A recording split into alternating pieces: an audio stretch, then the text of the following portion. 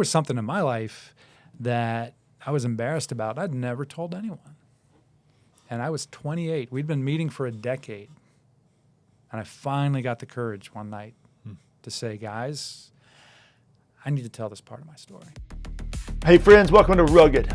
Young adulting is tough, and I'm here to show you how to make it easy. You'll learn mindset strategies to harness your thoughts and emotions in ways that help you achieve your goals. I'm your host, Trey Tucker, so let's dive right in. Here's the deal, your life won't be truly fulfilling until you do what today's guest did. He's my good friend, Will Honeycutt, and he's a fellow therapist and a friendship expert. He's got practical tips on how to build true friendships, which we all need these days. The loneliness is just out of control. Also, the story of his friend group is absolutely incredible. It's the stuff movies are made of. I can't wait for you to hear this. Let's dive right in. But we can just dive right into these little fun questions, and then Whatever you want to do. I think you'll like where some of these are going to go. All right. All right, so here we go. Mountains or ocean? Ocean. Dogs or cats? Dogs. Right answer. Do you think pineapple belongs on pizza? Of course. Oh, With bacon. all right, we'll keep going. If your friends had to describe you in one word, what word would you hope they'd pick? Oh, loyal. I'm pretty loyal. If you could meet any famous person, who would it be? Henry Nouwen. Okay, and last one, key quality in a good friend.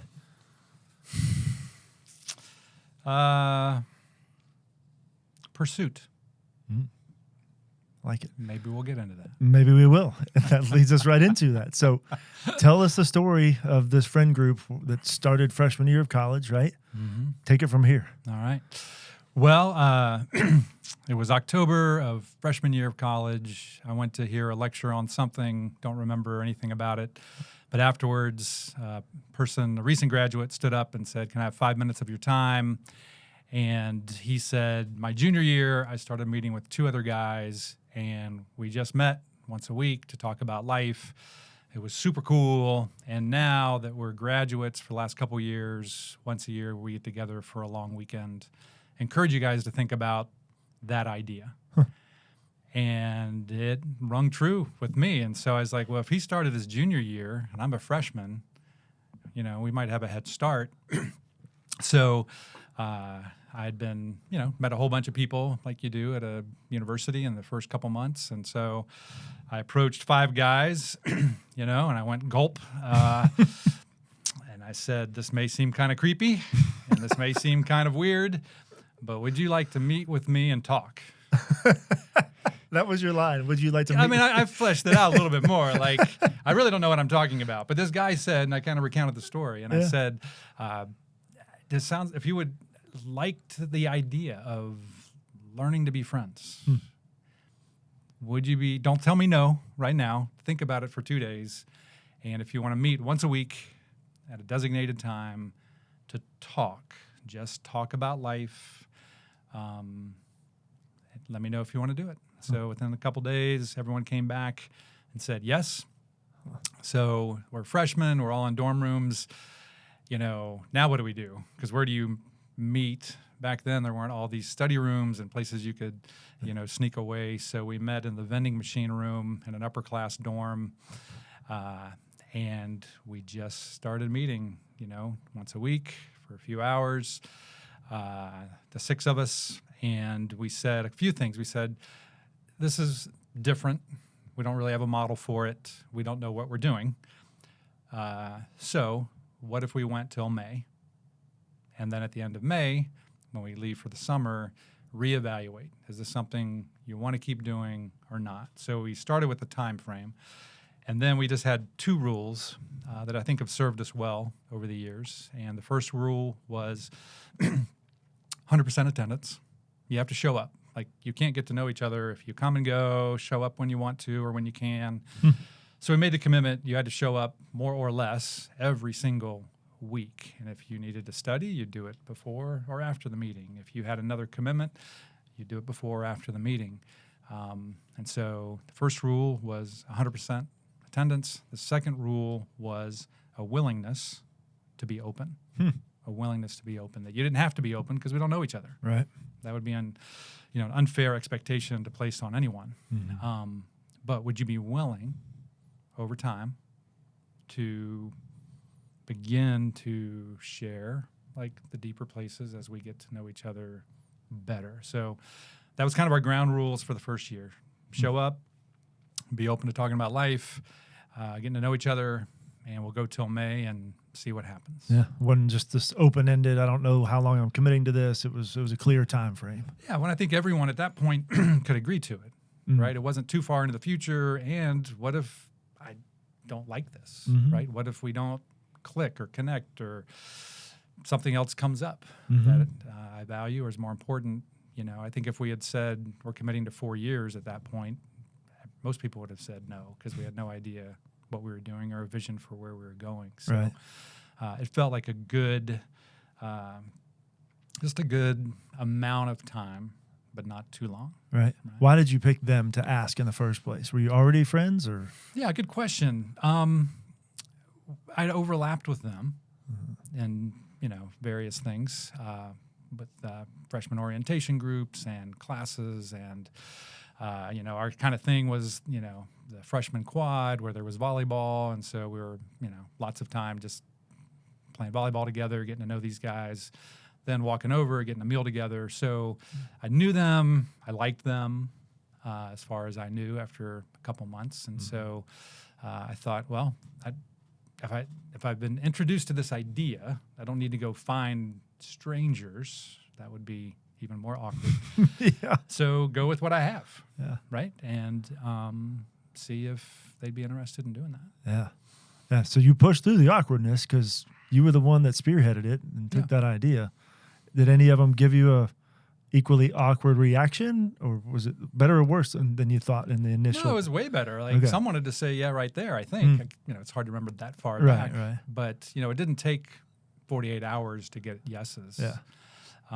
Inevitably, come May of that year, one of the guys was like, you guys are awesome, but I don't want to continue meeting. So having a deadline in the beginning in particular was just, it was a way out without hurting anyone's feelings. And we were bummed to see him go because we liked him.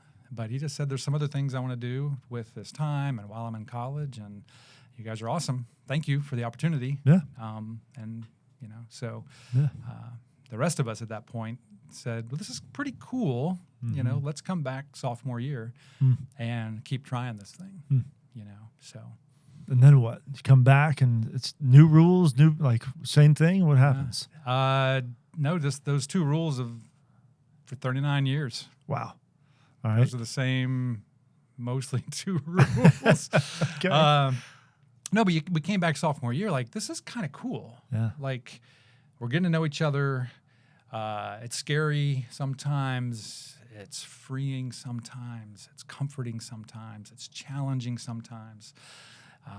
But we had a taste of something that freshman year, and we wanted to keep going with it, right? So we said then, all right, let's go to May.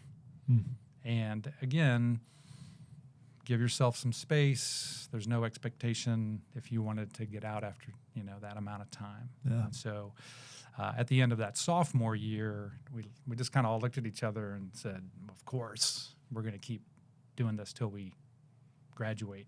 So it wasn't that conversation again junior year. It was like, yeah, this is really good.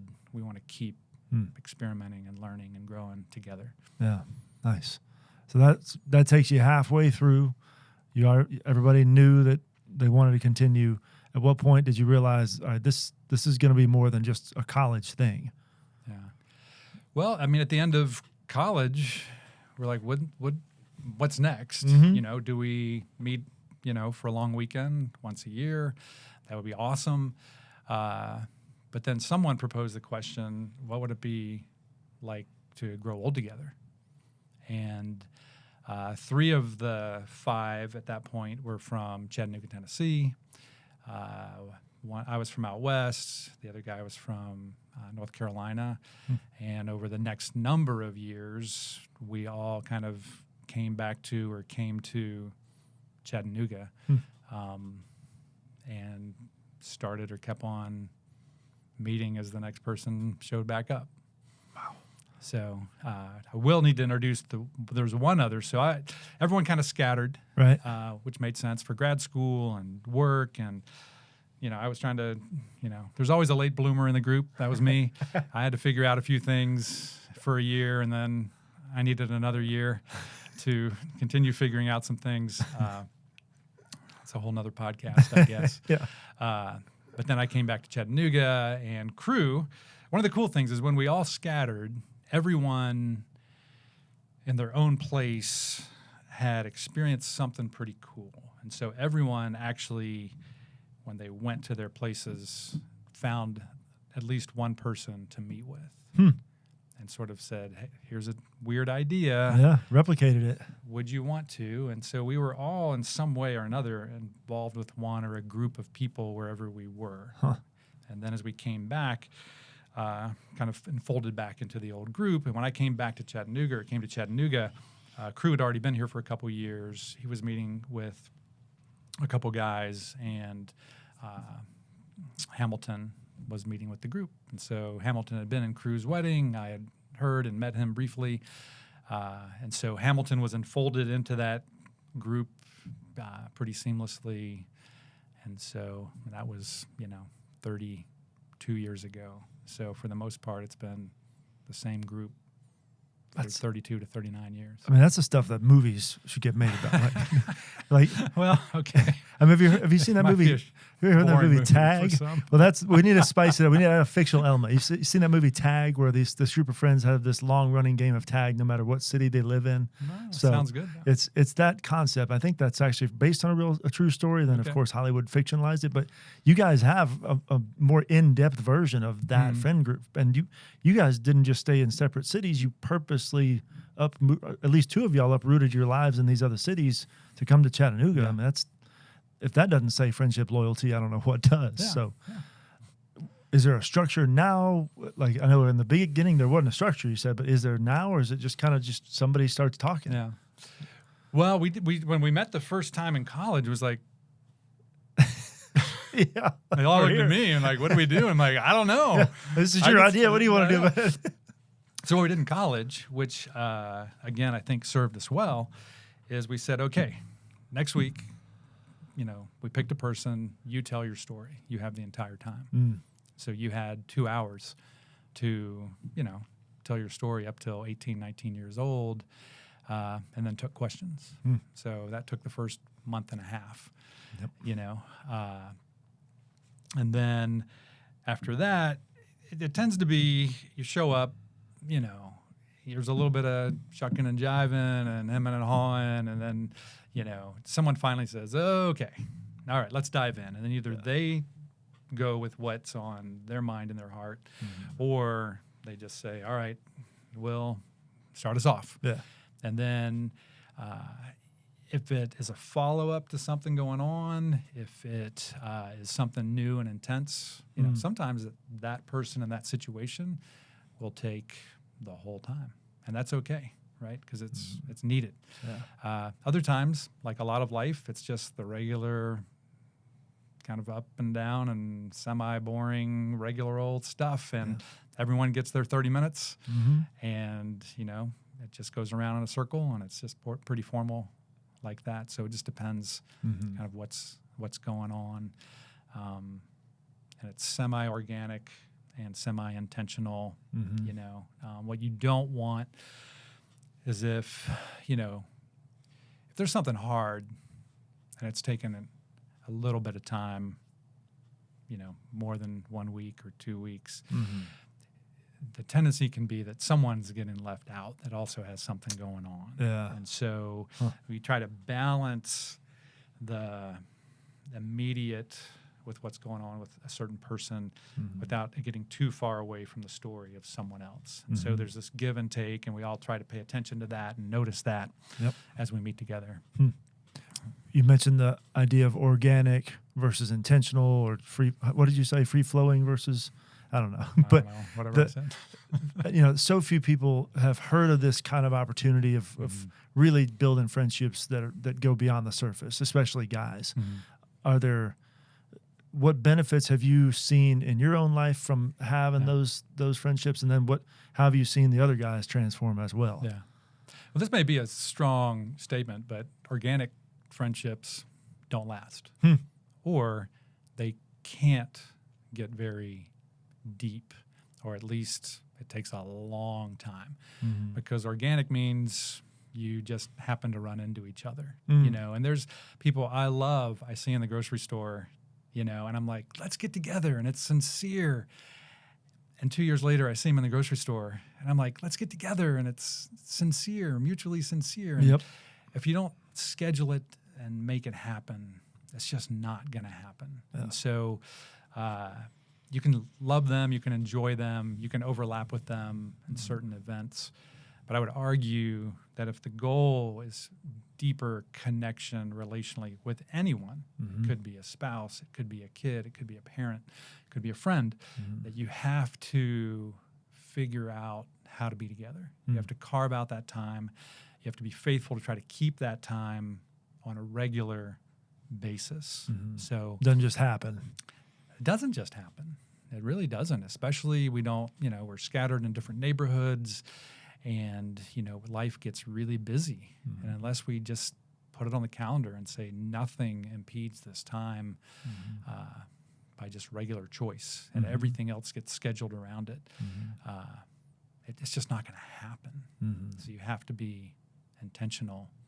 The organic stuff is fun, you know, but if that's all it is, it's going to be tough to move forward with depth. Sure. And obviously it takes everybody pulling the same direction. I know what would you do in this circumstance? Maybe it's happened to you. I haven't tried to start a group like you're talking about, but I have tried to be intentional, or at least start an intentional rhythm with one or two people at a time. And a lot of times it goes well and they're receptive.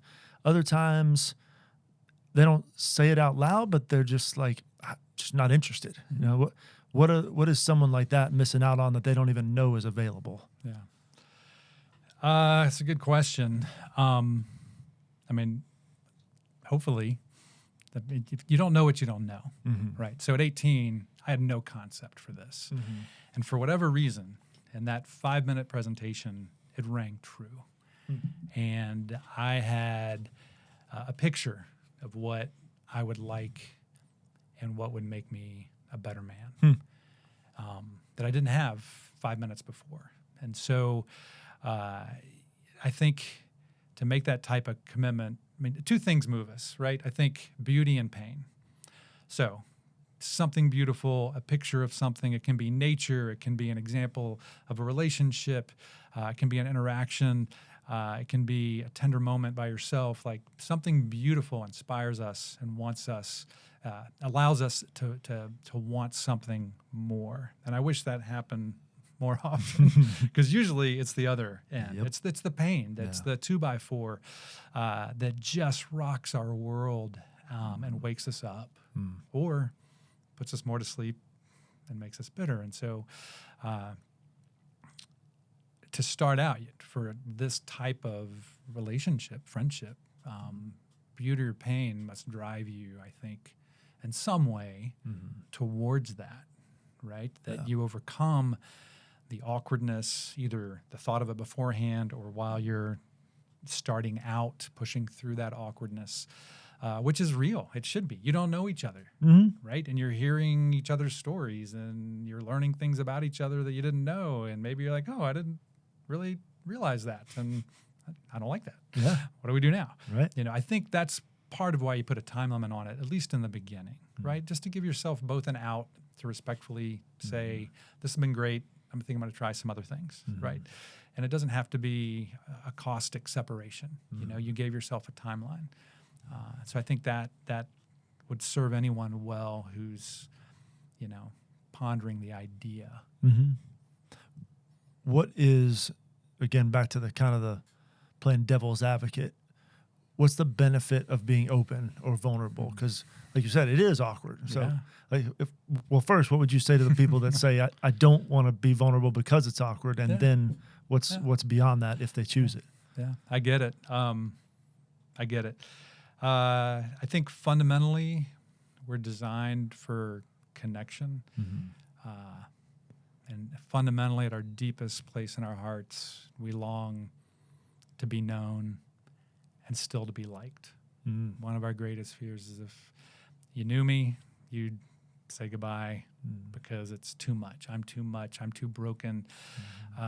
And so that prevents us from going to the next step relationally or internally with ourselves, right? I don't like me. Why would anyone else like me?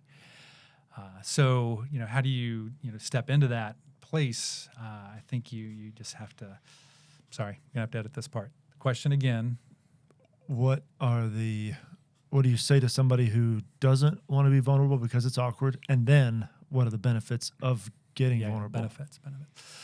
So if it's true that one of our deepest longings is to be known and accepted and still loved, the benefits, I think, are kind of a lot of benefits. It's fun. Having good friends is just fun. Having inside jokes, laughing a lot, it's just fun. So it's not all this serious, intense stuff. Don't get me wrong. I mean, it is, and it needs to be. But having adventures together, creating overlap with activities, creating overlap with your families, like it can be super fun, right? To be with people that know you and enjoy you. So that's part of it. You get to practice a lot of life skills, maybe in an increasingly safe place. So if you're not really buying into this whole deeper friendship thing, you want to be a better spouse, you want to be a better parent, you want to be a better colleague, owner of a company, you have to have some people skills. And part of what I think we do on a regular basis is just sit in a circle and have to talk and have to listen and have to ask questions and follow-up questions and follow up to the follow-up questions. You have to develop skills of curiosity and transparency. You have to learn empathy. You have to learn understanding. You have to learn disagreement. You have to learn how to deal with hurt and confrontation and forgiveness and all these really important skills that I think most of us would agree are important. We get to practice them weekly or at least monthly right. in the meetings. And so that's part of the beauty of it too.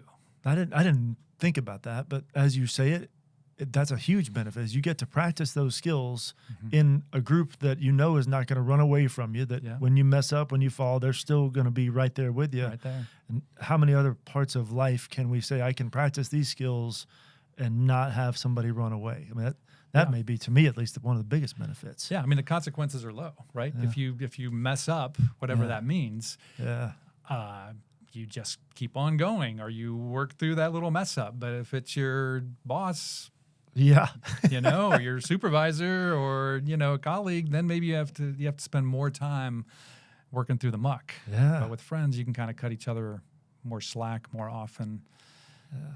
How did the friend group itself influence y'all's dating lives at that point? How has it influenced your marriage and the spillover effect? Yeah. Well, I think significantly. I mean, we've beat the odds. There's 5 of us we're still married. And we've worked through tough stuff and still working through tough stuff because that's life with our spouses. But half of us, 2.5 of us, should be divorced, right? But we're not. And I think part of that is it's been a give and take for with our spouses. We've been practicing together to work through these things with our spouses, and we've been practicing with our spouses to work through things with the group. And so this is mutually beneficial idea that we're doing that together. The marriage, I mean, that stat, the 5 of you people have stayed, the couples have stayed together, that stat proves it itself. And thinking back when everybody was dating, whether you ended up marrying the person you were dating at that point or not, but were there conversations in the group about you all's dating relationships? Like, was there feedback given about the dating choices? Yeah, I mean, we're, 18 years old and, Right. in college and surrounded by, lots of attractive people. So, yeah, that was often a topic of conversation, especially early on. Like, well, why do you like her? And, are you the type of guy someone would want to like?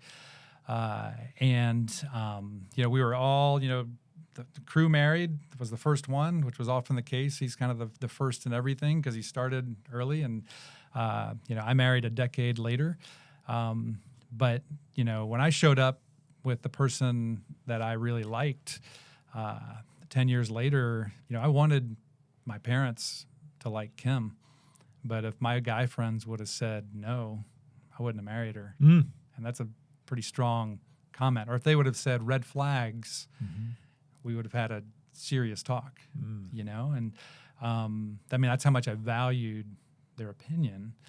I've been married to Kim for 27 years, but these guys have known me 12 years longer. That'll never change. They've always known me 12 years longer. Yeah, that head start doesn't than my wife. Catch that. And we've seen themes and patterns in each other that are both beautiful and just, gosh, why am I still 18 in some ways and still 12? It's just embarrassing, But no, it started with girlfriends and fiancés and why do you get married and what are your hopes in marriage? And then we've just grown into that, right? Like, all right, you're newlyweds. What's that look like? And then now you're parents and what's that look like? And then how are you working together with your in-laws and with aging parents? And so, the themes are very similar. The topics have changed, right? At 18, we weren't worried about our aging parents, right? Yeah. But I think that was super significant. I also think that all of us had a desire to not be a user of women. And so how do we not make poor choices when it's after midnight and no one's around and you're kind of horny and they might be horny and, that's really normal. Yeah, but that's life. If we want to think long term about who we want to be and who we want to be to our future spouses, if that was going to happen. So we had conversations about that, and there were times where we would call each other. Well, back then we didn't have cell phones. You'd call the apartment or whatever and it'd be in the middle of the date. The phone would ring. You're like, what you doing? And they're just, you roll your eyes, and then sometimes it would kind of really put a damper on things on the date, which is a good thing. It's like, and you have to then try to explain all of that to your date, who thinks it's really weird that your friends would call you on a date to want to know what you're doing and make sure you're making good decisions. And there was a number of times where people just show up on your date, knock on the door. What? That was awkward, and then they'll just hang out with you a little bit and then say goodbye and go on about their evening, and then you have to explain that one. So, it was good-natured, right. But we were trying to make good decisions relationally, and we knew we couldn't do it on our own. And so, you invited that accountability, right? You can't hold someone accountable if they don't want to be held accountable, right? That's just annoying and offensive. But if you say, hey, I want help with this, right? Here's what I'd like to do and to be, help me get there. Now you're asking for input. And so when it came to input with romance and dating and marriage, that's been one of the significant categories that we've allowed people into increasingly over time. Yeah. I like what you said there. And we've talked about that too. People, you can't hold someone accountable if they don't want it. What gets somebody to the point where they want input or accountability or anything like that? Yeah. Well, I think part of it's the beauty. Like, oh, that's a good thing. I don't know how to do it. I'm not very good at it. I've been hurt by it, but conceptually, I think it's a good thing.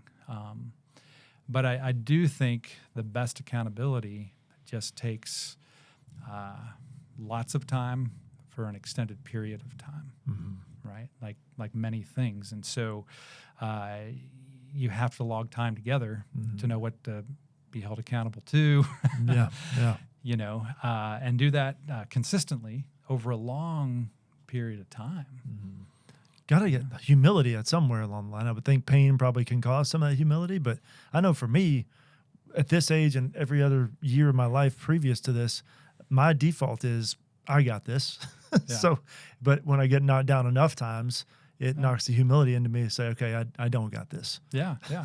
And if you're all by yourself and you're having a great conversation with yourself that you have this, there's no one next to you going, you're full of crap, right? And so that's part of the beauty of the friendships is, they'll listen and they'll console, but if it's off, they're going to tell you it's off. Not because they dislike you or they're trying to be provocative, but they're just saying you're not seeing that accurately, right? And so part of meeting together is increasing your own self-awareness. That's not easy to hear sometimes, like you don't like that about yourself, or you thought maybe you'd made some headway in that, and here you are doing it again, and it's being pointed out to you. That's not fun. No. That's not the fun part of friendship, right? But it's necessary, right? In your deepest places, especially as over time you've had the accountability or the confrontation, and you've seen yourself grow. You're like, okay, like now you've built up a balance of good things. Yeah. And so when it happens again for the 100th time, you're like, all right, I know this is good conceptually. I've experienced it. It's not fun. Not enjoying this, but I need to hear it. Yeah. And ultimately, hopefully, it will move me in the direction I want to go. Yeah. Is there a satisfaction that comes with having these kind of friendships? Because I think about times in my life where I didn't have that level of friendship, and then I look just across the culture right now, and I think there's something like 1 out of every 7 men report having no friends at all. And I think of the concept of how many people have a deep friendship, and then I also think of the concept of how many people would say that they're just kind of empty or bored or just constantly looking for the next social media dopamine hit, or just I don't know, just living life to exist versus really living a fulfilled life. How does friendship have any connection in how to live that fulfilled life, or am I off base? Well, I mean, what are the I think if you consider what makes a good life, right? Everyone's going to have their opinion. And they, increasingly you should be thinking about that, because that's how you're spending your time and your attention and your money, right? So we all have a worldview that we're living in and we're going after, whether it's articulated or not. And so, what has the priority, right? Things are important. And so, your career is important, but is that where your identity is going to mostly be, right? Recognition, finances and money, relationships. And so, where are you going to put your time? Where's your satisfaction going to come? Where's your deeper satisfaction is going to come? And I would argue, at the end of the day, the only one that lasts is your relationships. And so, about a half mile from my house, there's a cemetery. And over the years, our kids have learned to ride their bikes in it. I've jogged in it. And now we let our dog walk and run in it, right? But I look at the gravestones 3 or 4 times a week. And some go back to 1890, And I don't know any of them. I know one. Maybe we'll get to that. I know one person personally there. The rest are strangers. I know nothing about them. But I know that they were in a relationship with people, and the only thing that I know that lasts is they were connected to someone and had an impact on someone. And for me, I go, all the other things can be important. How much emphasis do you place on them, and how much of your identity do you place in them? But for the most part, history is only going to forget you. But if you've been connected to and impacted the life of any other person, and then they're better, and they do that to another person, now you're like a father and a grandfather and a great-grandfather, or a mother and a grandmother, a great-grandmother of, not biologically, but relationally to people. And so that's the part of the satisfaction. Yeah, and then without even saying it, you're talking about a life of meaning as well, meaning and purpose. And so many people don't have that, and there's times in my life where I haven't had that, and it often comes back to I'm not as connected as I was in the past or need to be. Yeah. Tell me about the one in the cemetery you did know. Yeah. Well, after at the end of freshman year when David left, there were 5 of us, and out of the 3 boys who were from Chattanooga, 2 were twins. And Neil and Jeff were high school classmates of crew. Neil became a vet. Jeff was a dermatologist. And 13 years ago, Jeff was in Ethiopia adopting his daughter and had some complications and came back straight to Washington, D.C., and it was quickly discovered he had a brain tumor.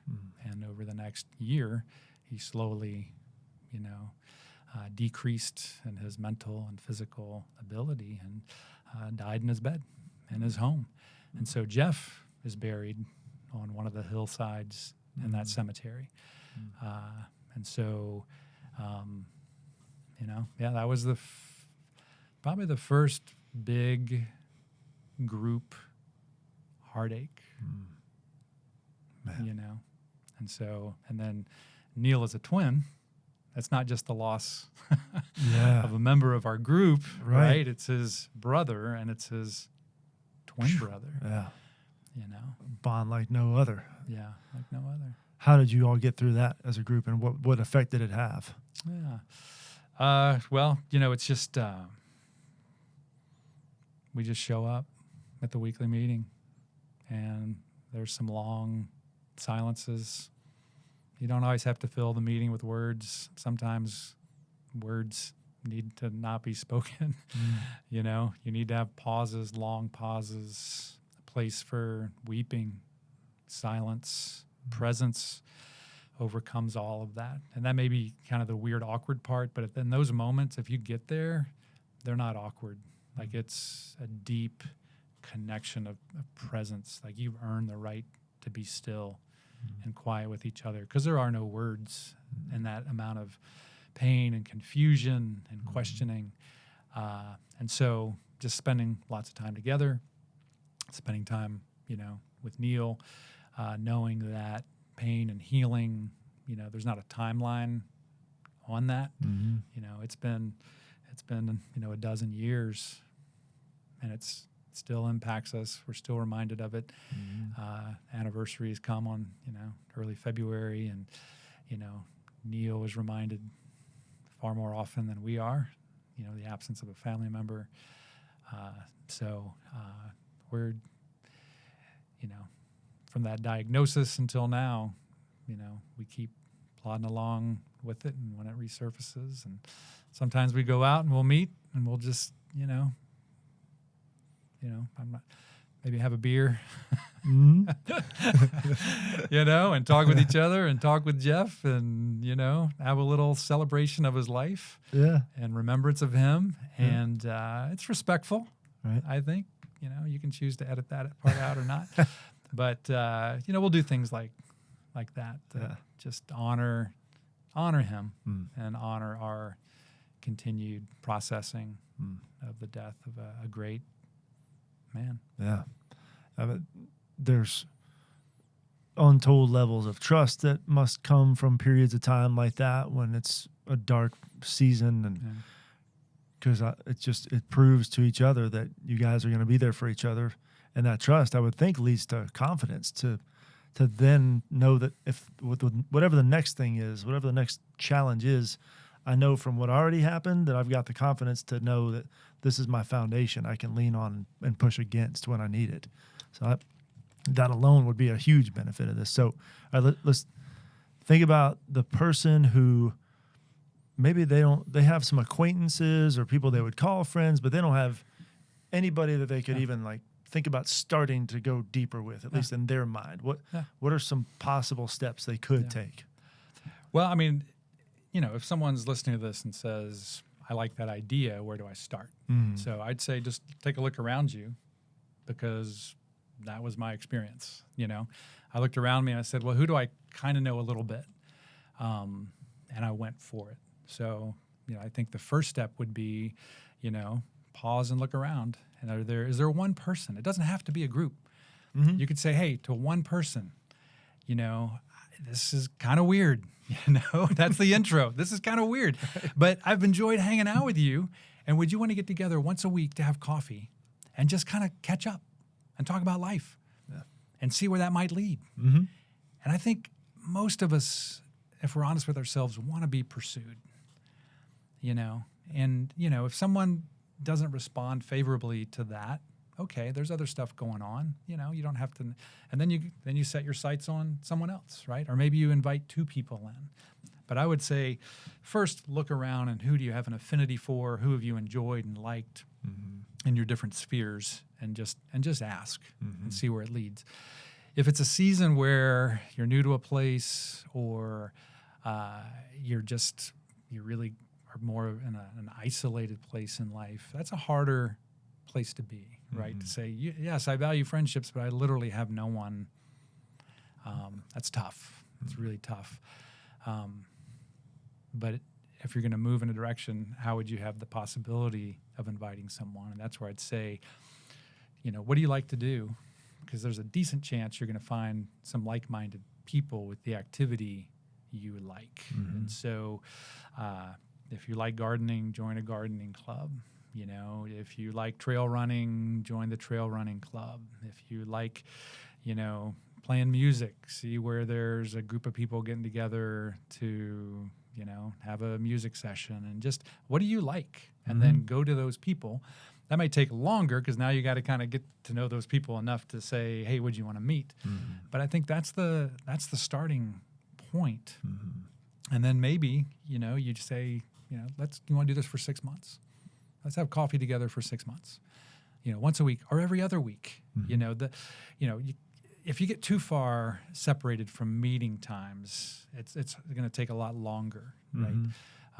So I think, anything, once a month can be good, right? It's just going to take longer. But if you start going over once a month of an intentional time, it's just going to be, once a quarter is just going to be, it's going to be good. It's better than nothing. Sure. But if you can do it weekly, every other week, and you have the space at the season of life to carve that out, with all the other responsibilities you have. And so, when we started having kids, it's something to say to your spouse, hey, I need to go do this, right? And they've been going all day with the kids, or, they've been working and come home, and you're both supposed to be on, and they're like, hey, I'm going to go hang out with the guys. Right. That doesn't sell so easy sometimes, right? But what was great is as Kim in particular, got to trust these guys and see the impact it had on me. She's like, go in freedom. You come back better. And there's been times in my life where she has said, go, get out of here, and make sure you talk about this. Right? Because you need to, we need some help. You need some help, And so I'd go in and be like, oh, guys, it's my turn to talk. Crud. Well, I have to talk about this today because this is what I did. And they're like, okay, all right. And then we start working through it, right? So, but you have to prioritize that time. And what's pretty cool was my 3 kids, they're 20, 22, and 24. And they have grown up since they can remember that this is important and has impacted my dad, has made my dad better than he would have been for sure. And they've kind of they've had the experience of the prioritization of friendship and the importance of that. And each in their own way, I think, have caught a vision for that. It doesn't look the same, doesn't need to look the same, but they're all really good friends and want to be better friends. And look for friendship, and that's pretty cool. That if you don't accomplish anything else in your life, I know that's pretty meaningful. Yeah. Wow. Help the person who is willing to take the risk and say, all right, let's meet once a week for coffee, but then they're scared to death of what do I say when I get there? Any practical tips when you're sitting down with somebody? Yeah. Well, I think it's always a good place. We all know our story, right? And so you could talk for a solid half hour or 2 hours, depending on how much you want to share and how much life you've lived, of where'd you come from? Where'd you grow up? Like that's where any normal relationship was going to start is kind of the basics, and it takes the pressure off of both of you to disclose these things, and just I would start there, knowing it takes time. So there was something in my life that I was embarrassed about. I'd never told anyone, and I was 28. We'd been meeting for a decade, and I finally got the courage one night to say, guys, I need to tell this part of my story. And we'd been through a lot. We'd met for hundreds of hours. Yeah. And this was my ace in the hole. This was the thing. If you really knew me, you wouldn't like me. And I kept it secure. And getting to that point after 10 years of building trust and taking that risk even then and still being loved and enjoyed was huge, but it took me 10 years. Yeah. I don't know if it's going to take everyone 10 years, but that couldn't have happened in the first 6 months, the first year. It wouldn't have happened. And that's part of the beauty of longevity, of sticking it out, so you might get to that point of saying some of the real shameful, hurtful, hard things. Yeah. But to start out, it doesn't start there. There shouldn't be any expectation that it starts there. Just start out with the basics of life and what do you like and what do you dislike, and give me your top 3 things that you remember in life and top 3 hardest things you've gone through. Or I don't like the question of like the one thing that like the best, because there's lots of good things. So what are you willing to share? If you say 3 hard things in life, you go, okay, what are those 3 that are hard, right? And then you begin to practice some of that openness and transparency and gain the confidence and acceptance when someone else hears that and still stays in the room, and you build slowly on that. But we've talked a lot about risk. It's all risky, right? Especially in the beginning. But an element of the risk never stops, because there's still times where you go, do I really want to share this? Here I am again, dang it, sharing this. This is, embarrassing and frustrating. And you risk, the risk never ends. And that's okay. But in the beginning, it's definitely more acute. Yeah. But the risk of staying inward, staying isolated, even if you're with people, the risk of not opening up, to me, is much greater. Yeah. Because the fallout is so much more damaging. So there's risk either way. The appeal is I think I get the appeal of not taking the risk, but the other option is a lonely life, and whether you choose to or not, you have to close off your heart so it won't be hurt, so expectations won't be unmet. And so you can't, in isolation, you can't expand who you are. And to get there, it's too painful. So you sedate yourself in some way, I would argue, and that can be through, the stereotypical ones like alcohol, and sex, and porn, and food, right? But it can also be just gaming and streaming. Yeah. It could be a workaholic. It looks a little more noble, still just as broken as all the other ones. Yep. It could be over-exercising and throwing yourself into that. And so there's all sorts of other things that in and of themselves, again, most of them aren't bad. But when they keep your attention away from your own pain and desire for connection, you have to use them. Otherwise, it's too painful. Yeah. And so that's where I would say ultimately keep trying. I know there's story after story of people being hurt in friendships, and like, I'm not going to try again. At some point, either the ideal of it, the beauty of it, or the pain of your loneliness, don't try again. I know it's hard to say to the person who's like, no, it's just too much, and I get it. But hopefully you can get to that point where you go, okay, I'm willing to try again. And maybe it'll stick. There's plenty more we can talk about in other episodes, but we got time for one more thing. Is there anything we haven't covered that you want to make sure we talk about? I think it might be important to just talk about this theme, or maybe this tension, in any relationship, but especially friendships, is this balance between curiosity and transparency.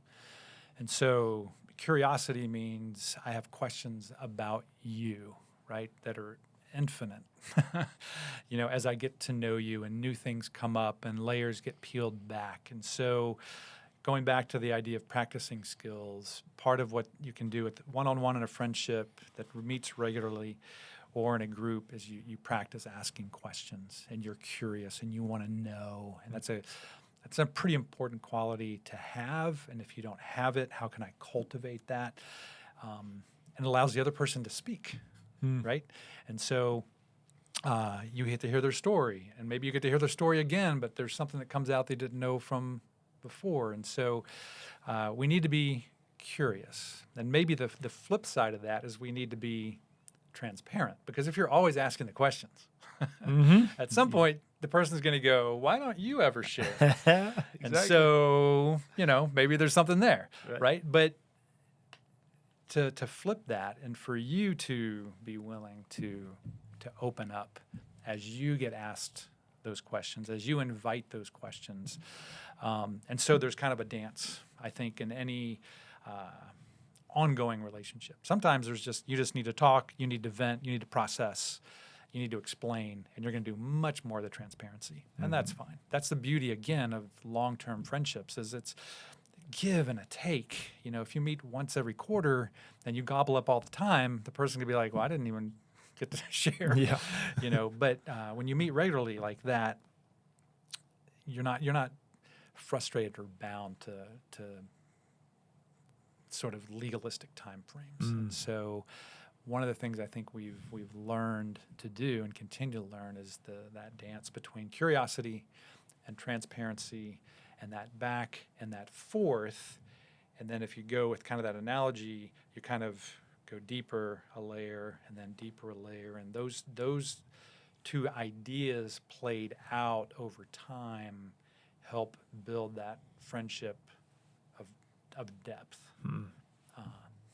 Yeah, that's helpful. And I think, as I think about those two things, curiosity and transparency, we probably each fall one direction or another more often than not. We tend toward maybe being more curious and not wanting to open up as much, or maybe opening up more than asking the other person. I don't know. Have you found that to be true? Oh yeah. I mean, I've spent 30 minutes, and I've spent 2 hours with people that have never asked me a question. And maybe I'm not that interesting. I'll grant that possibility. Right. But man, to spend that much time and for them not to ask anything, I'm like, wow. Yep. That's noticeable. At least I can say it's noticeable, right? And we've also been with the people that just talk about themselves the entire time, or they overshare too quickly. And then you at the beginning, you're honored, and then you realize they kind of do this with everyone. Yeah. And that's their own stuff, right? And you can, if you're friends with them and you start meeting, you can work through some of that. Yeah. That maybe you shouldn't be that open that quick. And that's a whole other conversation. Why are you being open that quick, right? And you keep going and going with that. Yeah. Those two things go hand in hand, have to go hand in hand, but not like an equal balance every single time. Yeah. And if you're not good at being open, and if you're not good at asking questions, if you want to be, and you ask someone to help you do that, and you practice doing that, that's part of developing the friendship, right? Yeah, absolutely. All right. Where can people go if they want to hear more about this friend group that's been meeting for 39 straight years, and more of just the wisdom of friendship and the benefits as well? Oh, thank you for asking. I'm a humble influencer, Trey. And my kids will be so proud of me. That's right. If they listen to this. You're a YouTuber now. Yes. I've been on a podcast. I'm a YouTuber. No, it was a year and a half ago. I was at a conference in Boulder, Colorado, with an organization called Where There Be Dragons. And they lead international trips for students, but they also train adult leaders in being better facilitators of trips for students. And so one of the questions they asked one night in a discussion group to kick around was, what's something influential that's touched your life? And so, I always talk about core. I always talk about this group of guys I've met with. And one of the women in the group was like, that's amazing. Who are you telling the story to? And I'm like, well, you. And she's like, no. You need to tell more people. And so I was like, okay, that's flattering. Thank you. So I came home, and my wife and I've been talking about, she was doing some writing, and I'd never heard of this thing called Substack. And so I got drawn into Substack because I thought, what if maybe Ren out in Boulder was onto something? I said, and so my initial motivation was to write a love letter to the guys in core and to begin to tell our story in small snippets. And so from that arose learning to be friends on Substack. And so, for, 80 weeks, I put a little snippet in with the hope that it blesses the guys I meet with. And then I thought, well, maybe it would bless my kids. They'd know their dad a little bit better, and there'd be a little bit of history to draw from. And then I thought, well, maybe their kids might like it. And then, you know what? If anyone else cares or wants to hear me tell the story, then it's out there. And what's been fun is I think as I would say I'm not a writer, right? And I'm learning to say I haven't written instead of I'm not something, right? So Kim has helped me out with that. So I have been writing, trying to faithfully do that over time, challenge myself in a new way that I'm not comfortable with. And what the Substack has done, which is really, I think, one of the fun parts for me, is I'm not just telling a logistical story of our friendship, but what I've tried to do is to, in the midst of telling some of those stories, also provide some thoughts and encouragement and some challenge and some practical steps about friendship. And so what started out maybe as kind of a diary is, in a good way, evolved into a little bit more fully orbed idea on friendship, and to invite people along on the journey and to encourage them to either keep on the journey themselves with their own group, or to be willing to take that risk and try it for themselves. I can vouch for it because, number one, I read it every week, and you pack so much wisdom, practical tips, challenge, whatever you have it each week. You pack so much into basically a 2-minute read.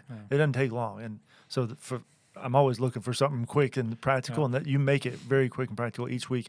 And my favorite part is it's still wrapped within a story.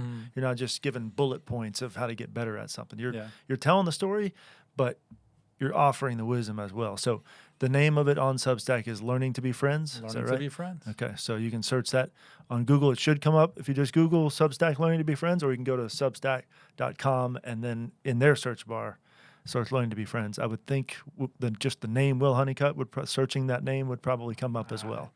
But I think I'm pretty low on the algorithm. And for people who are watching and listening, I'll put the link in the show description as well, so it should be a straight shot to there. So thank you so much for this. This has been fun. Thanks for having me. It's been great. Absolutely. Love we'll do it being again. You too. Hey, thanks so much for being here today. Before you go, would you hit that subscribe button so that future episodes come right to you? Thanks so much, and I'll see you next time.